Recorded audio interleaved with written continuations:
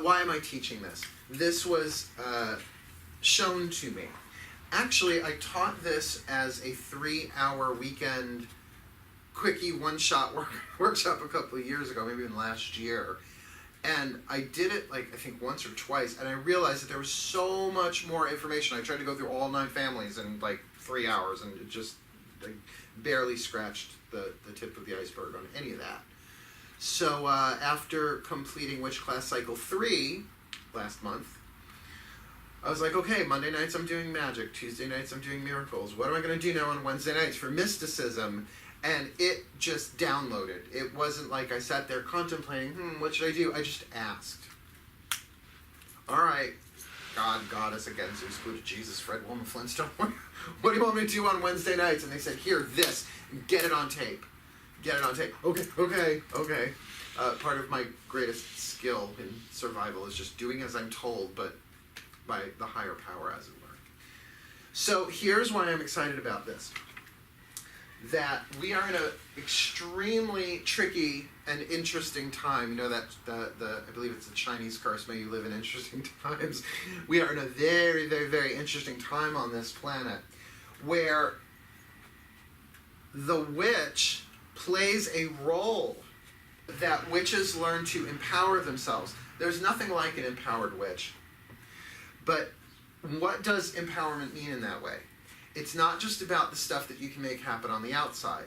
Because if that were the case, we would, I tell people, you know, if I had that kind of power, I'd be living in Bel Air, not Bayshore, but just saying.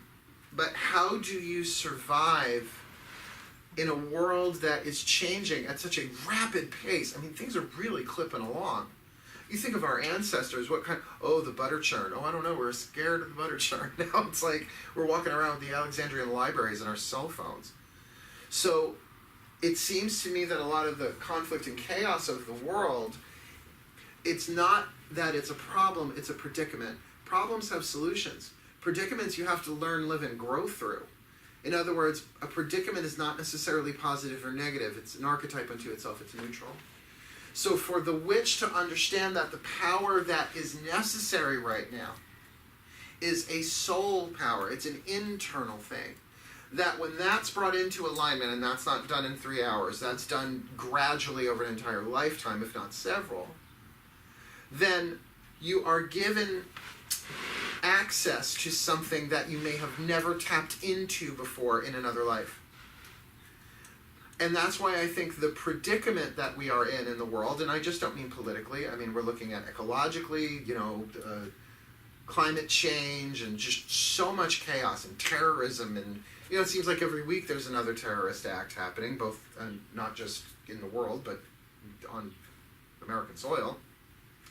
That for the witch to rise up in their own empowerment, to choose to embrace and activate powers that you incarnated into this life and into this time to develop, well, I think that that's what the predicament is for. I think witches have a particular responsibility to empower themselves from the inside. That to wait for things to happen on the outside before things get better isn't really what a witch does. Now, I do want to set aside that conversation briefly to say, look, there is paganism, right? Huge, huge, huge, huge circle. In paganism, there is Wicca, right? Mostly traditional. But then there is witchcraft, which sort of overlaps both paganism and Wicca, and yet you do not have to be Wiccan to be a witch. So it's not that I'm going to separate Wicca and paganism from all of this, but what we're really looking at is that sphere of power of the witch itself and the powers that exist within it.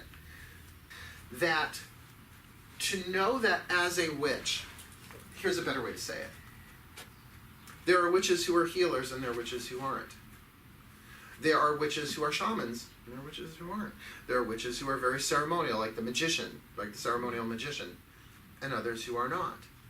There are literally, when I say crafty witches, I don't mean witchcrafty, I mean like, we have artisans who do stuff, that put stuff in the shop that are like, well, I couldn't do that.